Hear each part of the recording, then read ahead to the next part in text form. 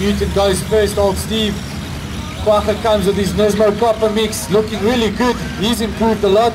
Comes right round the outside, heads up. That was Perla on the wall. Oh, and he throws it away a little bit. Keep it together, Kwagga, let's go. Forget about the rest of the run.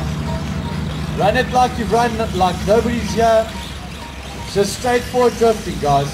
Steven takes his Scooby. Apparently he hates being followed. So that was a break for him.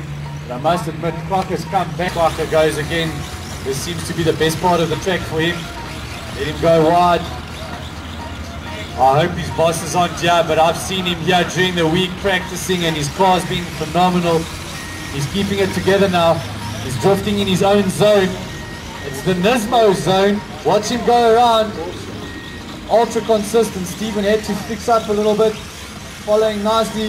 Kwagga's been driving fantastically. Watch him go through. Just over the line.